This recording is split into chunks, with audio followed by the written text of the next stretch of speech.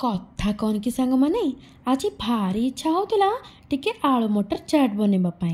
तो भाविली आपण मानक सह एति टेस्टी रेसिपी शेयर करदेवी तो मु प्रथमे जोड़िए हबर मटर आनी बतुरे नेली पानी रे आउ मटर भल भाव में फुली सारा प्रेसर कुकर रे आलू आ मटर को सिझे नेली। चाट्र मेन इनग्रेडिएंट्स होची जीरा लंका गुंड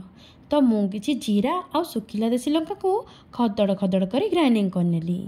आउ ता भितरे आमर आलू मटर सिझिकी रेडी सबु आलू चोपा छड़ाई मैसर रे चकटी नेली आउ एथिरे ऐड कली स्वाद अनुसार लूण टिके फूड कलर आउ किछि जीरा लंका गुंड आउ ताको भल भाव में गोले घाटी रखिदेली गोटे प्लेट रे।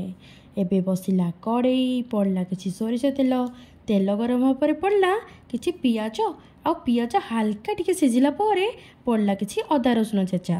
आउ ताको हाल्का टिके फ्राए कला परे पड़ला किछि कटा टमाटो लंका गुंड आउ हळदी गुंड आउ अल्प टिके पानी आउ याको एबे भल भाव में कषि होबाको छाड़ कलर आउ इमली फ्लेवर पाई मु पकई देथि टिके सोया सॉस आपन चाहिले याको स्किप मध्य करि परिबे। आउ एठी मसला हमर ऊपर को तेल छाड़ी सारलानी एबे एथिरे ऐड करिबा चकटा आलू मटर आउ अध बेला पानी आमे तो लूण चकटारे ऐड करिछे तो एबे आउ किछि भी पकेबा नाही एबे याको भल भाव में फुटिबाको छाड़ी दबा।